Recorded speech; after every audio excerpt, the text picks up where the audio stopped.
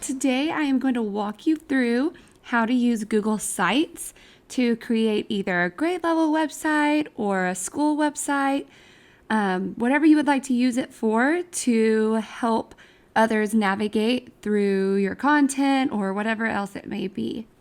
I personally use Google Sites as a grade level website at my campus. And on the Google site, we store information such as teacher contact information, our schedule, links to various resources for the different subject areas such as math, social studies, reading and writing. And it's just a one-stop shop for students and parents to have access to. We redesigned our website this year, and both our parents and students have both mentioned how easy it is to navigate, and they love how it's, like I said before, just a one-stop shop for everything they may need. So to begin, you're going to want to go to New, and then click on More, and then scroll down, and then click on Google Sites. What's cool about Google Sites is they also have a template gallery, just like with Google Slides and Google Docs. And so you can see right now it went away because I waited too long to click on it. But you can find the templates by simply clicking on the site's home. If you don't see this view, then you're probably on the classic Google Sites, which looks like this.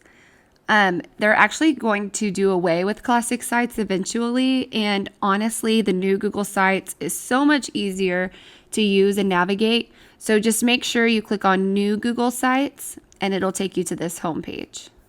And you can tell if you're creating in the new Google Sites or in the old Google Sites by this. If you click on Classic Sites, it looks like this. And like I said, it's not as user-friendly and it's not as aesthetically pleasing. I just feel like the new Google Sites is almost foolproof, and it's just so easy to navigate.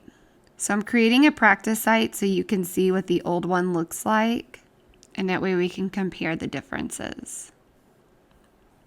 All right, so now you can see this is the old Google site, and then this is the new one. So again, if we go back to designing one from scratch, you can already see it's just so much more user-friendly to use, and you'll learn that it actually is fairly easy to use once we get going. So anyways, you don't want to use classic, you want to use the new Google Sites. So back to our template gallery, if you want to choose from a template, you can click on the template gallery. Maybe it's a help center, an event, restaurant, portfolio, project, so on and so forth. Here's one for a class. I like to create mine from scratch, but you can totally use these if you would like. So I'm just going to click on a new Google site.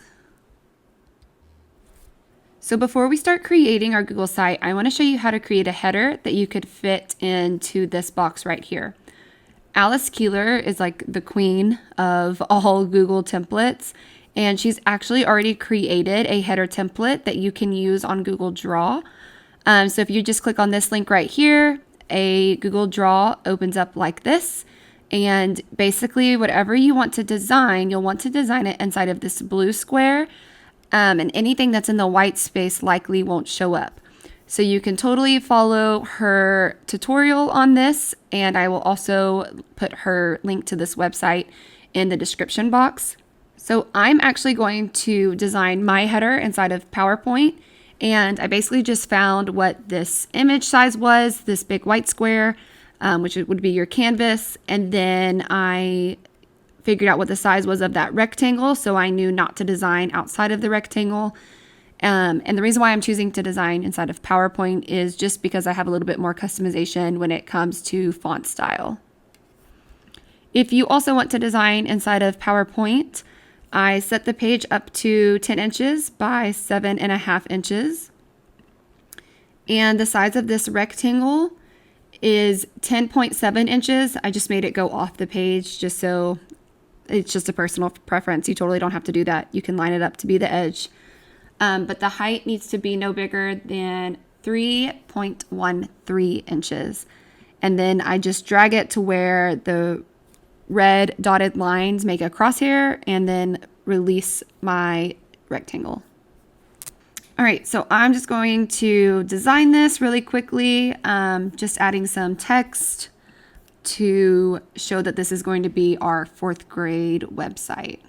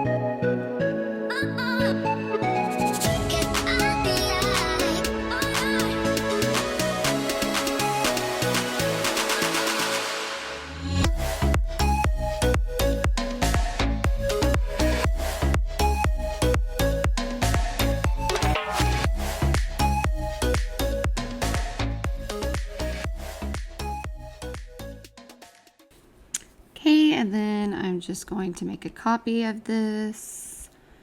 Go to shape format, format pane, fill. Oh, I need to make sure I'm on text options. No fill, text outline, solid line. Change it to black, and then I'm gonna make the width 1.25. Let me see what this looks like if I make it bigger. Maybe.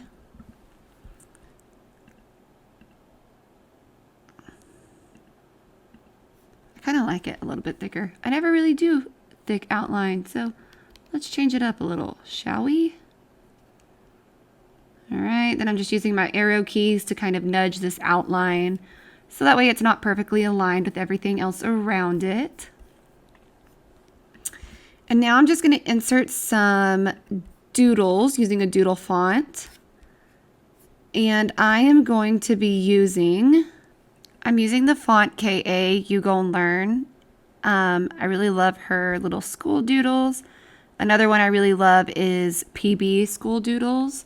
I linked both of those in my signature video, so if you'll go back to that video, you can find where to get those fonts. And I'm going to wait to add a shadow to the very end and just do it to all of my clip art.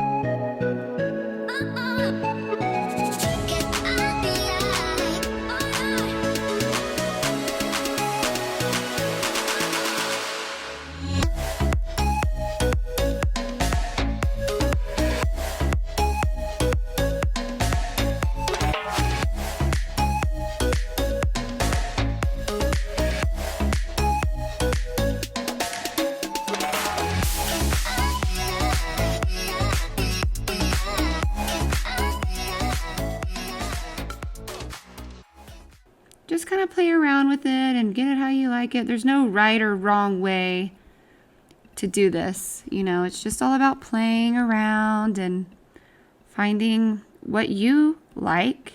And I actually think I can make this one go back to 120. This is why this is relaxing to me, because it's just playing around and having fun with it while you're working. Maybe this one should go over just a little bit. All right, so now I'm going to hold down Shift and select all 4 of those. And then I'm going to go to Shadow and then click on this first one to add a little bit of a drop shadow. I am going to turn up the transparency just a little bit. And yeah, I think that's good. All right, so now you'll want to make sure you delete this rectangle. Or you can, yeah, I'm just going to delete it. I was going to say you could drag it to the side. And just, I am always scared of ruining something, so I just like to duplicate. So that way I can always go back to the other one if I need to. So I'm just going to go to File, Export. I'm going to save it to my desktop. And I'm going to call it, or the file format will be a PNG. I want to do current slide only, and I'm going to call this Google Sites header. All right, so now I'm going to click on change image, upload.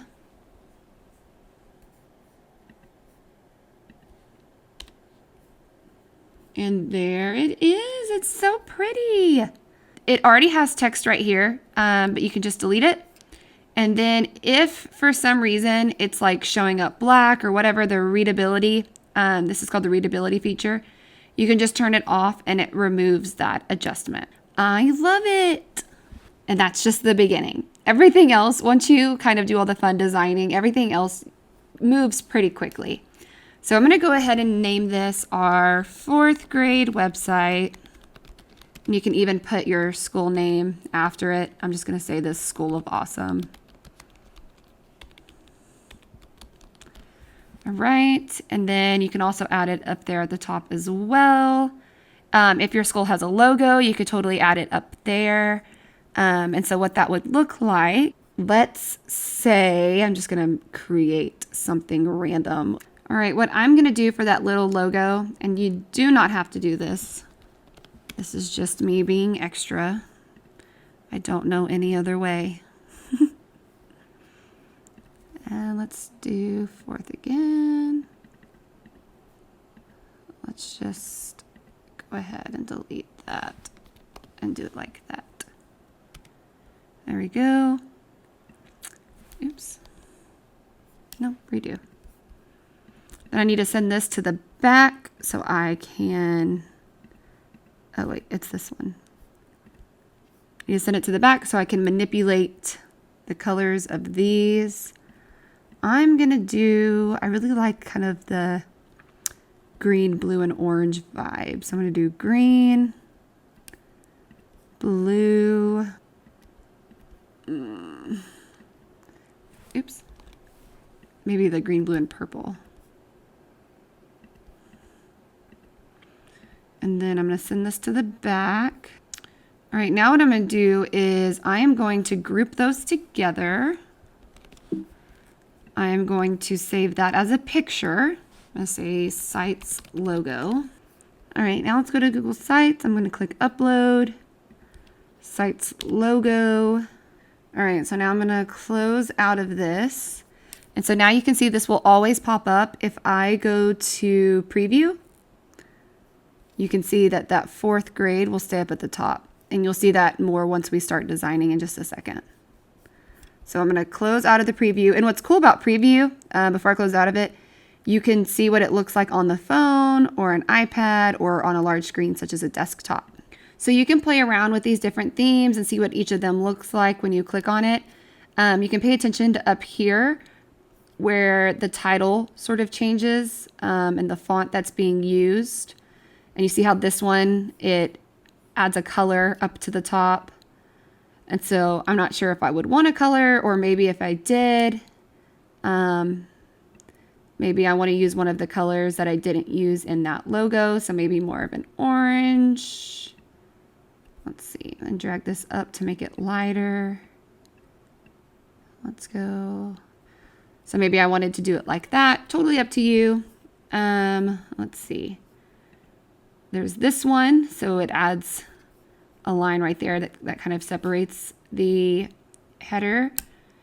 And then you have this one as well. So I kind of like to just start off with one, and then once you add pages, you can kind of see which one you like the best. So let's start with insert. And I like to think of what we're on right now. This is our home page. So you have 3 tabs up here: insert, pages, and themes. And pages is obviously where you're going to be designing all of the pages that you want to add to your sites. So we already have a home page created, and you can click on the 3 dots to the right, and the properties page is where you can rename it. I like to keep the name as home because it's very easy for students to, and even parents, to reference when I say make sure you're on the home page, so on and so forth.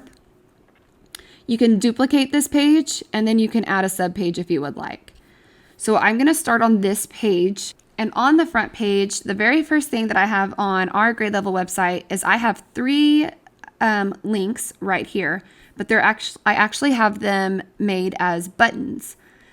So under your insert tab, you can see there's different types of things that you could put onto this page. You can use text boxes, images, you can embed something, add something from Google Drive, various layouts. So this is showing you that you could fit 3 images, you could do 2 images and text below it, so on and so forth.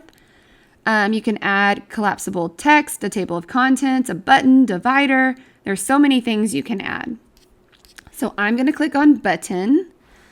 And I'm going to name this one single sign-on because our kids access our SSO often. And so this is just another reference or another way that they can access the SSO login page. So then you would paste in the link of what the sign-in page would be. And then click insert. And then I like to drag it out so that I can see all of the name. Then you can choose what the button looks like. So you can choose filled, outlined, and then text. So even your buttons, based on the theme that you use, your buttons change. So I was using Vision, but you can see it when I click on the different themes, the style of the button changes. So there's simple, that one actually stayed the same. Aristotle, diplomat, vision, level, and then impression. And you can see there's different font styles with each theme as well. So now I'm going to go back to my insert. And you can see right here along the left-hand side, it gives you options as well. So your color palette, this is if you wanted to add a section background. So that would mean you're adding the background to this particular section. I like to just keep it all white, but you can totally do whatever you want. You can also duplicate the section and then delete the section as well.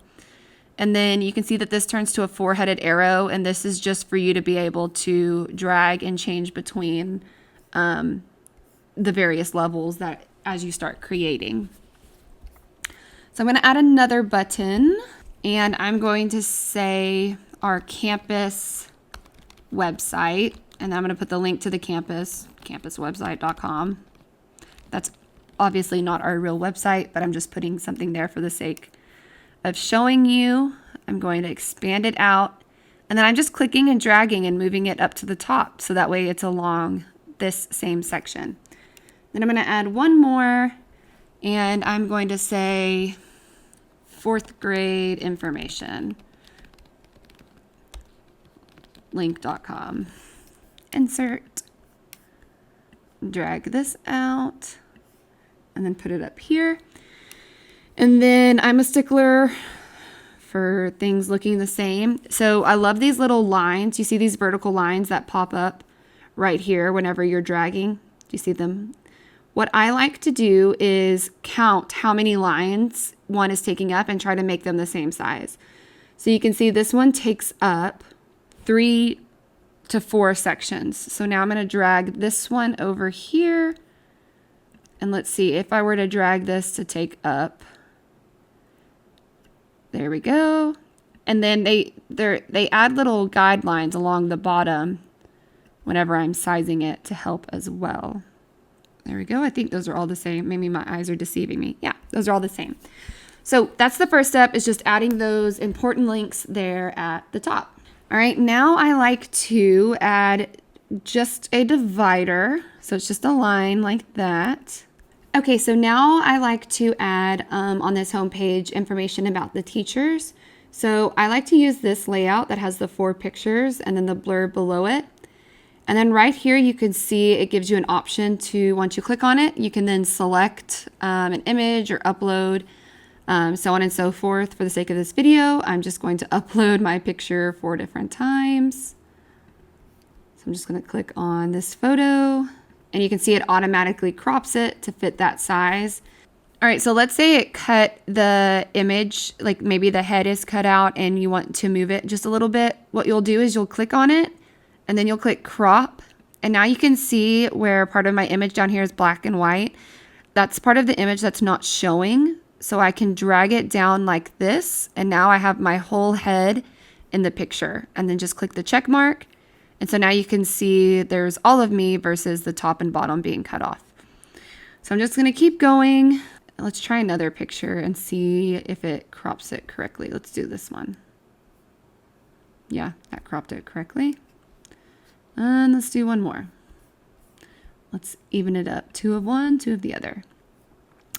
All right, so then where it says click to edit text, you can type the name of each teacher. Oops. So Mrs. Guerrero. Mrs. Guerrero. Obviously, you would not put 4 pictures of yourself. All right. And so now we add our contact information as well. So all I did was I pressed enter. And you see how when you just press enter, there's quite a big space still left in between. What I did was I held down shift and press enter. And now the space isn't as large in between. So now I'm going to put the contact email. So I'm just going to say aguerrero@schoolisd.org. And it turned it into a hyperlink. And you can tweak these and adjust these, and you may decide that you only want 2 images on each section. So I have a feeling with our email addresses that they're going to run long. So what I'm going to do is I'm actually going to move this one down here and this one down here as well. And I'm going to do 2 by 2. Or actually, I'm going to do it like this, and then I can add a text box to the side. So I'm going to take this out. I'll leave Mrs. Guerrero. But then right here, I can double click and then add text. I'm going to make this smaller. Move this one back here. I can actually make that one just a little bit bigger. And now I can say contact information. So what I'm going to do now is I'm just going to look at the different headings. Yeah, I'll just make that one smaller. Contact information. I'm just putting the subjects that I'm teaching. And again, you can try to make that a little bit smaller. You can bold it if you still want it to look like a heading.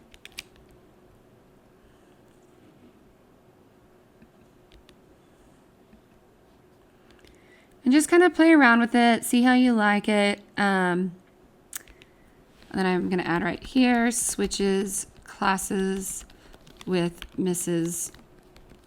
blank name.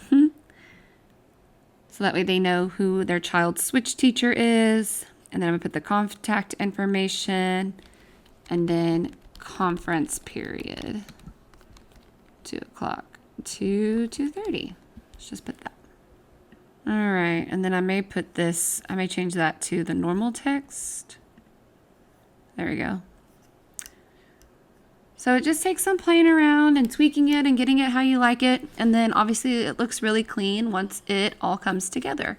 So I'm just going to copy this onto multiple ones. So I'm just going to highlight this, and then I'm going to double click over here, add text, paste this in. Same thing, double click, add text, bring this back to here, paste it in, double click, add text, paste it in. All right, so there's kind of our home page. And feel free to add as many other buttons as you would like. You could totally add a calendar. It's totally whatever you feel necessary to add. What we do for upcoming events is we just have a section that's called upcoming events, and we just type them in there really quickly for parents to know. So you could do that by adding a text down here. You could add another button and it linked to a Google Doc. There's lots of ways you could do it. You could create a separate calendar. You could add collapsible text. Like I said, there's a lot of ways for you to do that. So let's say we were to do the collapsible text. You would do upcoming events. I'm just going to do title. And then let's say 8-6, first day of school.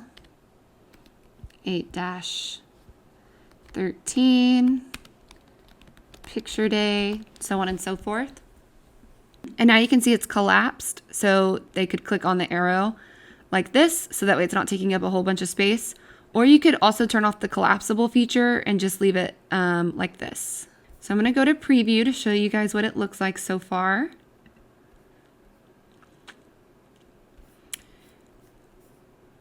And so you can see it did cut off a bit of my 4th grade website up here. I guess I just realized that.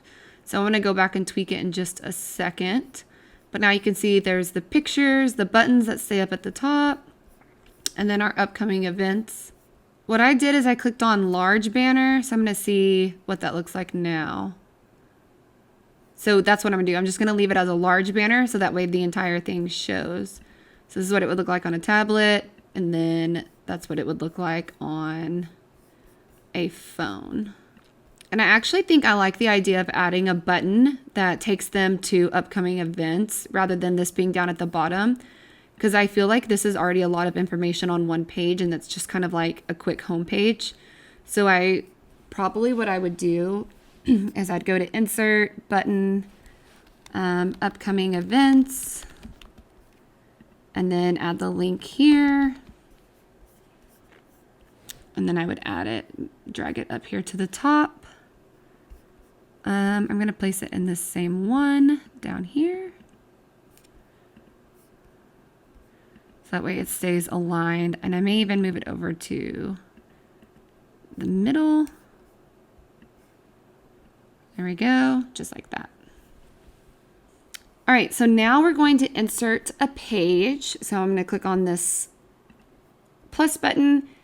And I'm going to name this page upcoming events. Let's say I want that button to link to this page. Then I'm going to click done. I'm going to delete that text. I'm going to turn off the readability. And so now you can see up at the top, this is where our navigation bar is. When you go to settings, you can choose if you want your navigation to be at the top or if you want it to be at the side. You can also choose what color you want your navigation bar to be. I think I like the orange. I think I'm going to keep the orange. If you do navigation along the side, this is what it looks like. So they click on it and it opens up this way. Or you can just leave it along the top. We actually preferred to do it along the side because we did have quite a few tabs. But if you do leave it at the top, it is a little bit easier to find the pages. So it's just totally up to you and what you prefer. And what I'm actually going to do is I'm going to hide this from navigation. Because obviously if I'm linking it, it doesn't have to be in the navigation. So what I'm going to do is now when the link option before, it didn't give you pages that you could link it to because I didn't have any other pages created. But now whenever you create a button, it will show you other pages that are within this Google site. So I'm going to link it to the page upcoming events and then click done. So now when we go to preview, so now that we're in preview, you can see that the page is obviously hidden from the navigation. There's nothing to navigate to. There's no menu. But when I do click on upcoming events, it now takes me to the upcoming events page that we have created. Now, just keep in mind that if you do create that page and hide it from navigation, you'll want to make sure you teach parents and students how to get back to the home page if they need to. So you could do that by teaching them to just click on the website title name. You could add a button that links back to the home page. It's totally your preference. There's many ways that you could do it, and it's totally up to you. So let me go back to this upcoming events. So I could change the header here if I wanted to make it noticeable that this is where they would find the upcoming events, or I could leave it here to be uniformed across all of my pages. I'm going to leave it, and I'm going to add text, and I'm going to give this a title, and I'm going to name it upcoming events. All right, and then below here, I'm going to add text. This is just going to be normal, and then I could bullet the list. And this is where I would type my events. So I'm adding a home page down on the footer, so that way it's an easy way for students and parents to navigate back home once they've left the home page. So I'm going to click apply, and now I'm going to go to preview. Perfect. So that home page will always be linked down at the bottom. And you can even customize it. Let me scroll back down to where the section looks different. So you can do section background, and you can add an emphasis. You could do emphasis 2. And you can even upload an image. So I saved an image as that same orange color. And let's see what it looks like. All right, so now let me go to preview. So now you can see the header and the footer both have that same type of color. All right, so now you can see all your various pages. And like I said, we add pages for like our math resources, our reading resources, so on and so forth. So you would just keep continuing on and adding pages throughout your navigation. So we would name this one reading resources, and then delete the text off of there. And then I like to insert the resources like this because I like to add an image with it. So we use Epic. Let's see. Yeah, let's use this one. So I'm going to click Save Image As. I'm going to save it to my downloads. And I searched for Get Epic Reading logo. So now I'm going to click, then I'm going to click Upload. Then I'm going to go to my downloads, and then I'm going to add that picture there.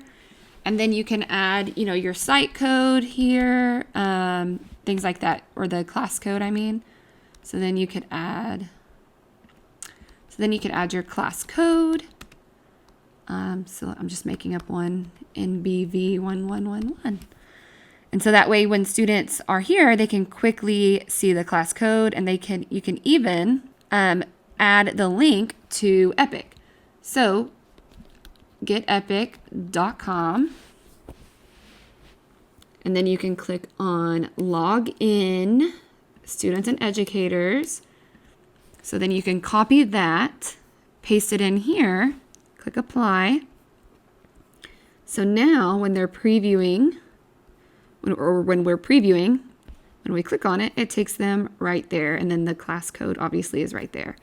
So and you can see now the different views. When you're on a big computer, it has a navigation panel just open right here.